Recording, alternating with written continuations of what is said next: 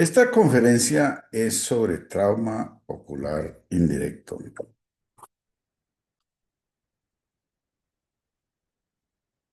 Lo usual cuando hablamos de trauma ocular es referirnos a las heridas penetrantes del globo, eventualmente estallidos y sobre todo cuerpo extraño intraoculares. Aquí vamos a hablar del trauma que sufre el ojo cuando no hay agresión directa al ojo. Y nos vamos a referir a varios temas: el síndrome de Terson, el trauma por anestesia, que sí es agresión directa al ojo, pero no es digamos, un efecto iatrogénico involuntario. El trauma lumínico, en donde sí es la luz la que daña el ojo, pero no hay, digamos, el concepto usual de daño directo al ojo. El síndrome de Purcher, donde el trauma es a distancia, pero el efecto es en el ojo. Las inyecciones faciales cosméticas, de nuevo, el trauma no es directo al ojo. El trauma no accidental de la infancia o Shaken Baby Syndrome y el trauma psicológico. En el síndrome de Terson, el, obviamente el trauma es indirecto. Lo que ocurre es hemorragia subaracnoidea que se extiende al ojo a través del espacio subaracnoideo del nervio óptico. Eh, un paciente similar a este que recibió un disparo en la corteza occipital se presentó 2 meses después de salir de la unidad de cuidado intensivo, sobrevivió con hemorragia vítrea densa. Se le hizo en ambos ojos vitrectomía agresiva, removiendo toda la hemorragia que ya estaba degenerada y amarilla. Y la visión del paciente, a pesar de recuperar eh, sus ojos y sus retinas de un aspecto normal, fue finalmente de percepción de luz, porque tenía un daño severo en la corteza occipital de ambos ojos. No todos los casos de Terson pues son tan dramáticos como estos, y es bueno tener en cuenta que el Terson se presenta tanto en trauma, eh, con hemorragia subaracnoidea, como en estrangulación, en tumores, en leucemias o en lesiones vasculares que producen hemorragia. Entonces, no todos los Tersons son asociados a trauma. El síndrome de Purcher es otro personaje que describió esta entidad, en donde el trauma es indirecto. Y para que vean ustedes, pues, que el hecho de ser médicos, de ser oftalmólogos, no nos protege. Este es un colega retinólogo que tuvo un accidente aparentemente no serio. Simplemente tuvo un volcamiento, llevaba cinturón de seguridad y la compresión, sin fracturas, la compresión del tórax por el cinturón de seguridad en las vueltas del volcamiento, llevaron a que sintiera unos escotomas paracentrales. Consultó y tenía un síndrome de Purcher con hemorragias, con manchas algodonosas. Se recuperó finalmente de su cuadro, pero quedó con unos escotomas. No le han impedido trabajar como oftalmólogo, pero sí le han creado una ligera dificultad y limitación en cirugía.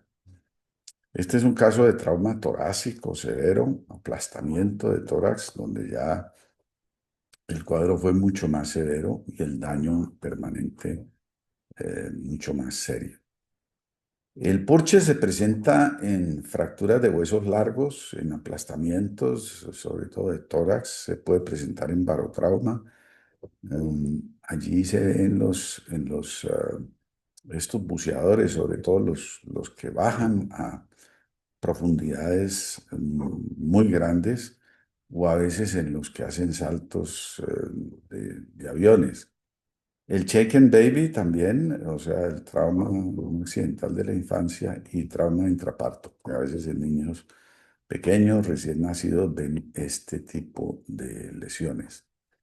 Pero pueden ocurrir, el Purcher, el síndrome muy clásico, puede ocurrir en pancreatitis, en lupus muy descompensados, enfermedades autoinmunes, en falla renal severa.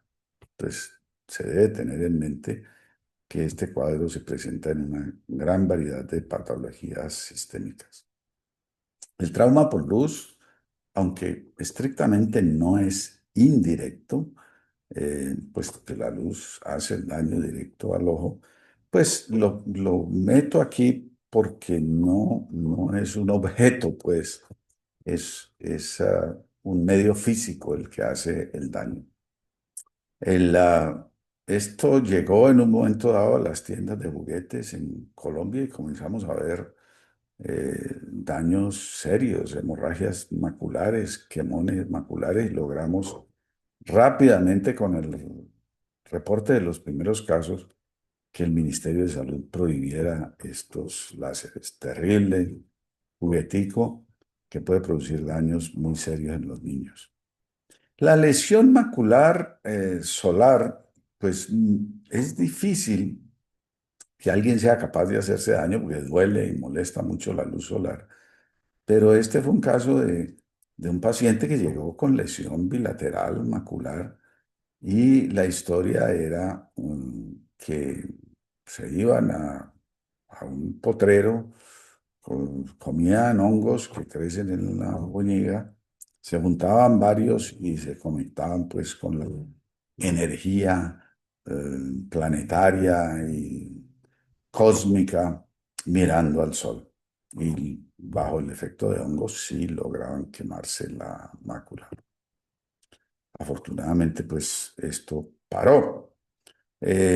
Las lesiones maculares por eclipse también se pueden ver y ahí están los cambios típicos en el OCT. Eh, es más raro que sean bilaterales porque la gente pues tiende a mirar por un ojo usando el lente o el telescopio, pero se pueden presentar bilateralmente. Y cada que hay un eclipse, pues hacemos mucha campaña para que la gente use los filtros apropiados. Igualmente pasa con soldadura, con los soldadores que normalmente usan sus máscaras, pero en ciertos momentos deciden que se van a levantar la máscara para ver dónde van a poner el punto y no se la bajan a tiempo y tienen quemaduras por soldadura. Nosotros tenemos un papel importante y esto ha sido descrito porque el ojo está bajo anestesia, sea general o local.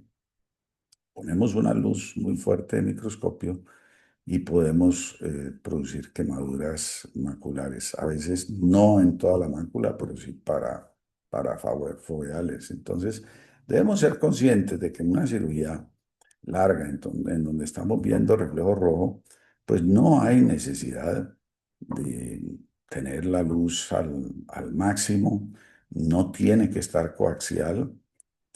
Podemos usar el protector de mácula que traen muchos microscopios o simplemente poner algo en el centro de la córnea que impida que la luz llegue, que el microscopio no esté totalmente coaxial.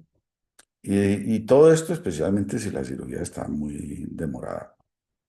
La retinopatía por irradiación, pues que es difícil de distinguir de la retinopatía diabética, pero la historia pues suele ser muy clara, ¿no? Pacientes que han recibido irradiación para lesiones oculares, obviamente, pero también de cabeza y cuello, órbitas, senos paranasales.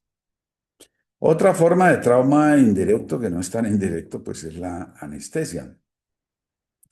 En realidad aquí es la aguja de anestesia, es la que produce, lo decimos muy indirecto porque pues no está en el mecanismo de dar la anestesia ninguna intención de traumatizar el ojo. Pero se puede producir por hemorragias orbitarias y compresión, por daño directo al nervio óptico. Se puede inducir isquemia retinal por la epinefrina que trae la anestesia, o se puede perforar el globo ocular, como en este caso. También se puede inyectar anestésico en la vaina del nervio óptico y esto producir efectos en el otro ojo o efectos severos en el sistema nervioso central. Es una de las pocas situaciones en donde en una cirugía ocular podemos matar a un paciente con anestesia. Tenemos otra, en la vitrectomía, en donde podemos, en el intercambio de aire líquido, meter aire en la circulación coroidea y producir un embolismo gaseoso a corazón. Y son eventos muy raros, pero podemos terminar con la muerte del paciente en una cirugía ocular. Las inyecciones faciales cosméticas, este sí es claramente indirecto. Miren, este paciente, esta paciente se presenta a urgencias con visión de no percepción de luz y dolor muy intenso. Y este es el cuadro del fondo. Y no nos dice nada, tiene limitación global de los movimientos y tiene este cuadro que parecía inicialmente como una inflamación muy severa del polo posterior, especialmente por el dolor. Entonces, inicialmente se pensó que podía ser como una escleritis posterior, eh, pero muy agudo, muy severo, muy desconcertante la visión tan mala. Mm, y los de urgencias estaban un poquito perdidos. Cuando yo llegué y vi algo parecido a esto, como una puncioncita en la frente, le pregunté a la paciente y entonces ahí sí confesó. Usted ha estado en terapia para arrugas, le han inyectado algo en la cara. Sí, y esto se presentó después de que le estaban haciendo la inyección, sí. Entonces llegamos a la conclusión de que era un embolismo de arteria oftálmica, porque estaba comprometido pues toda la circulación de la órbita, de la coroides, de la retina. Y el problema es que la gente que hace estas cosas ignora la anatomía y no sabe el riesgo tan grande que hay de meterse en una arteria, inyectar con fuerza, provocar un flujo retrógrado que luego se devuelve a la arteria oftálmica. Como tuvimos varios casos seguidos, miramos la estadística publicada y miren ustedes todas las cosas que se inyectan en la cara. Colágeno, grasa, silicón, hidroxiapatita, bueno, cantidades de cosas. Y logramos en un periodo de tiempo relativamente corto encontrar 18 casos, de los cuales 13 ocurrieron en la ciudad. Y solo uno, fueron tan severos que solo uno recuperó algo de visión. Eh, Revisando la literatura encontramos 127 casos y 25 con daño neurológico severo. Esto es lo publicado de los sitios, pues lo más frecuente es la región nasogeniana, pero casi que en cualquier sitio de la cara hay riesgo. Logramos hacer un escándalo periodístico y eso bajó eh, la cantidad de complicaciones. La gran mayoría de los casos nuestros, o todos los casos nuestros, estaban en manos de esteticistas, pero también han ocurrido en cirujanos plásticos. Otra forma de trauma indirecto, pues son eh, el Shaken Baby Syndrome, en donde se sacude al niño, producto de la desesperación de que el niño está llorando y el padre o el cuidador lo sacude violentamente y produce hemorragias intracerebrales y hemorragias retinales. El cuadro se supone que es muy característico y a mí me tocó vivir la experiencia en Canadá, en donde el oftalmólogo de urgencias llamaba al pediatra, miraba las hemorragias y inmediatamente llamaban a la policía y se llevaban a los papás detenidos.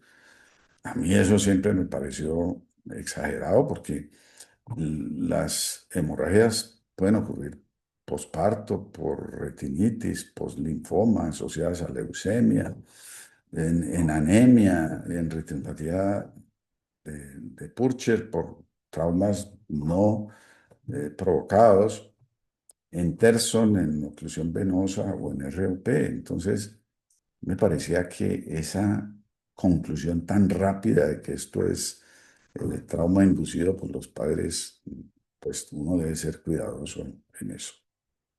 Y finalmente está la ceguera histérica, que es una forma de trauma indirecto que afecta la visión. eh, Pacientes con trastornos psicológicos severos. Ahí la recomendación que yo doy es no ver tanta telenovela, especialmente en la adolescencia, donde casi todas tienen un caso de pérdida de visión porque la dejó el novio. Eh, Combatir el machismo, que es una de las formas de defenderse del machismo, es simular pérdidas de visión o hacer una ceguera histérica. Y el diagnóstico y el tratamiento psicológico temprano evita pues todas las consecuencias de esto. Si tienen interés en alguna de la información aquí, pueden usar este código QR o entrar a Retina Cali donde está la información.